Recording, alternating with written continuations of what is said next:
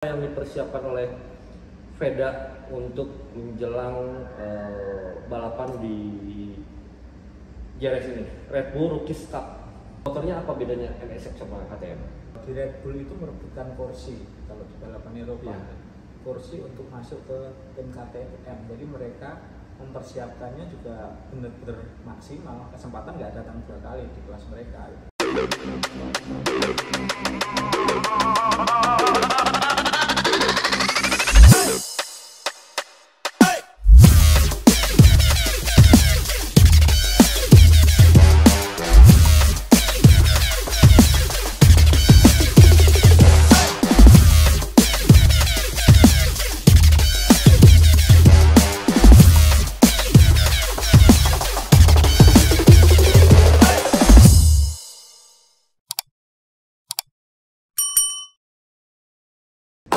Kembali lagi sama saya Ruti Jaya. Seperti biasa saya ucapkan terima kasih kepada kalian yang selalu mendukung channel saya ini dimanapun kalian berada. Sehat selalu dan dimudahkan rezekinya ya. Yang belum subrek, ayo subrek dulu.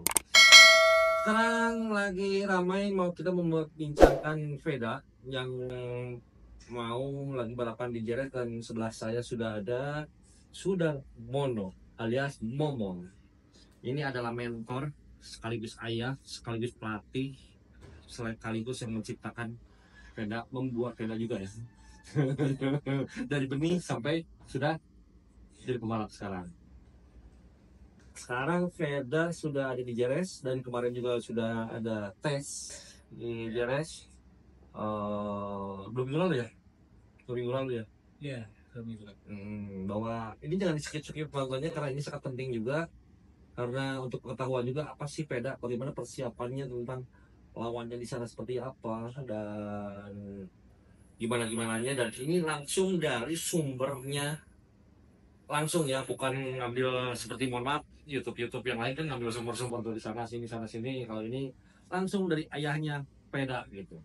Mon, bisa cerita sedikit buat apa yang dipersiapkan oleh Veda untuk menjelang balapan di JRS ini, Red Bull Rookies Cup di 2024 ini?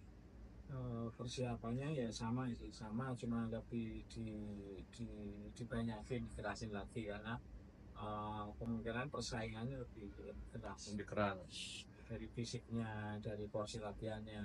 Itu kemarin sebelum berangkat kami tingkatkan lagi Karena apapun itu, walaupun Veda itu juara Asia di Asia Cup ini, di sana ini di Red Bull ini, di Red Bull Cup ini, Championship ini tempat kumpulnya para juara. Ya, kemarin juga setelah praktis pertama langsung menghubungi saya.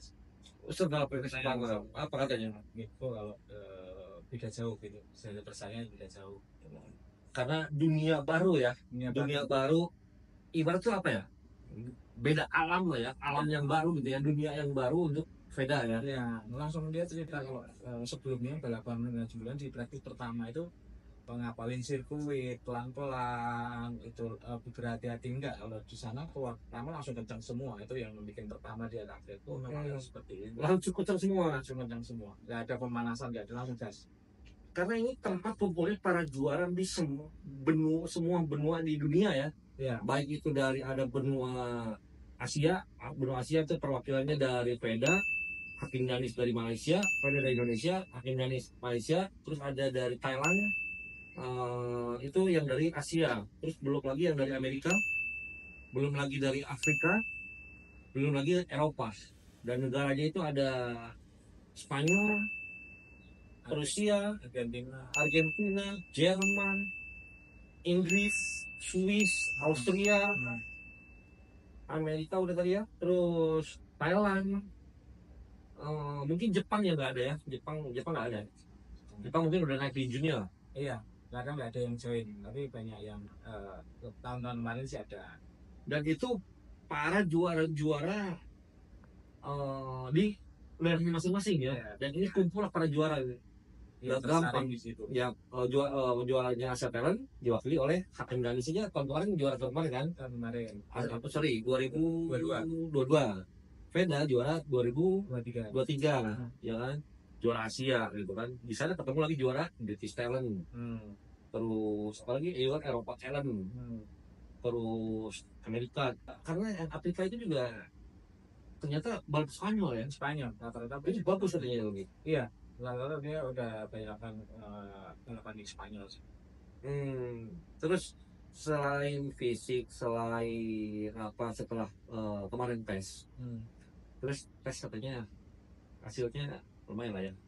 Ya improve ada Improve. 2 hari itu, di dalam 1 hari ada 6 kali praktis, jadi ada 12 praktis.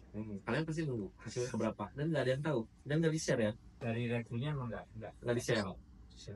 Tapi apapun itu juga tetap kalau ini ya hasil itu tidak menentukan untuk race. nggak menentukan race, nggak menentukan dari seumpama dapat time bagus juga di dalam balapan itu kan rame-rame, nggak sendiri. Bisa jadi pas dapat time bagus tuh momennya tepat juga, atau nggak ada gangguan. Ini kan besok untuk balapan yang besok kan keluarin rame-rame. Ini poin itu yang harus dipelajari sama beda. Kemarin juga telepon saya itu poinnya di situ. Jadi dengan lane yang nggak benar kita dituntut untuk dapat time. Kalau sebelumnya kita lane-nya harus benar, baru dapat time. Kalau ini kita mencoba lane yang benar, ternyata lane itu udah di sini pembalap yang lain. Dia baru ancang-ancang naruh cari time, ternyata udah langsung dimasukin. Kalau di sini balapan di sebelumnya lah di nasional kita taruh time, ada yang masukin marah-marah. Kalau di sana nggak ada loh. Bodoh amat. Ada celah sedikit masuk. Nah, itu ya. Tapi dia menyukai sih. Oh ini poin ini ya dipelajari.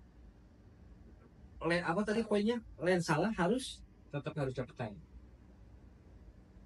Karena tahun ini di Red Bull itu merebutkan kursi kalau di balapan Eropa, kursi untuk masuk ke tim KTM. Jadi mereka mempersiapkannya juga benar-benar maksimal. Kesempatan nggak datang 2 kali di kelas mereka di event itu.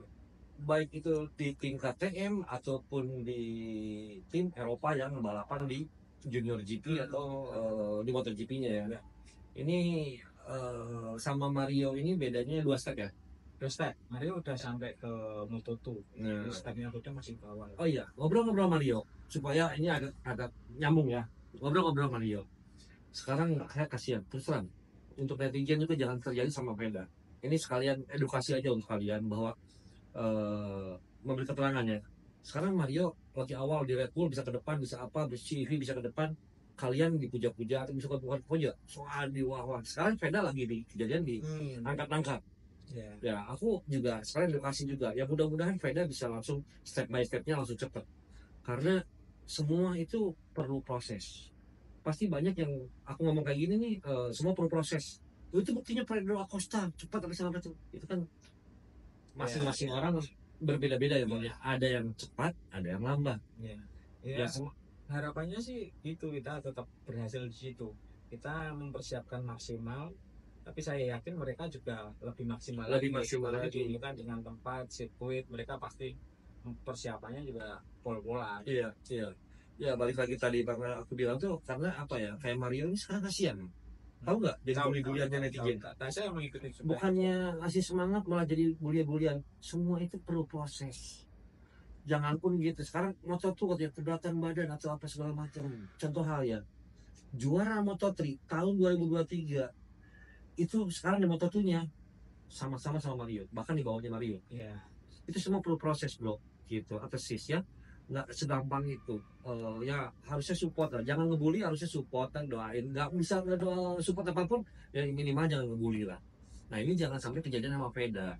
Ya syukur-syukur nanti Veda bisa langsung naik step naik berikut, mungkin tahun depan bisa balap CV Junior World GP, bisa langsung prestasi lagi. Ya kalau tidak langsung prestasi, tolong jangan sampai dibully atau segala macam, karena netizen Indonesia paham sendiri lah Bang, bagaimana ya selalu gampang atau segala macam. Padahal aku tahu prosesnya Veda, kegiatannya Veda mempersiapkan ini tuh dari mulai apa, lari fisik. Jadi dia kalau pas nggak sekolah dia pagi udah fisik, siang udah latihan, malamnya sebelum tidur fisik juga sampai langsung tidur. Itu dilakukan di akhir. Kalau sekolah, sepulang sekolah dia nggak langsung fisik juga, kadang langsung latihan, malamnya juga malam harus latihan dari jam 7 itu sampai jam 10 dia fisik, jam 10 langsung tidur. Jam 7 jam 10 malam Iya, jam 7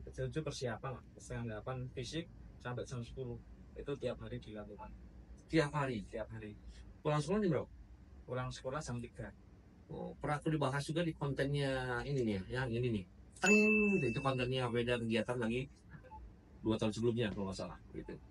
Nah, kemarin sekarang ada komunikasi mungkin kan video call atau misalkan curhat atau gimana beda selama di Spanyol. Karena kan ini berbeda jauh iklimnya. Dari segi lingkungan dia baru, alam baru lah maksudnya kan. Lingkungan baru, musuh baru, sirkuit baru dengan motor baru. Kita mulai bahas dari motor dulu lah. Motornya apa bedanya NSX sama KTM? Ya, yang pertama fisik lah, fisik body lah. Bodinya lebih di KTM agak besar sedikit dan dia lebih nungging. Lebih tinggi, tinggi. nggak bisa dirubah apapun itu. Nggak bisa. Yang bisa dirubah apa aja ya? Kalau di Kemarin sih dia pengennya ngerubah setang, posisi setangnya pengen lebih ke dalam, tapi ternyata memang standarnya seperti itu. standarnya nggak bisa, nggak boleh. Nggak boleh. Jadi target utamanya apa? Target kami yang mempelajari karakter bodinya, mesinnya, karakter mesinnya juga berbeda jauh. Sama ini saya apa tuh? Kalau tenaga bawahnya itu lebih ini KTM, dan lebih susah dikendalikan sebenarnya. Lebih susah dikendalikan karena alasannya Karena saya nggak tahu, mungkin tipikal motornya yang berbeda. Kemarin sempat ngobrol sama saya, tidak ingin dirubah suspensinya karena dia catering, terasa catering goyang. Dia bilang sama itu, malah mekaniknya bilang berarti kalau cateringnya udah kencang, memang seperti itu gitu.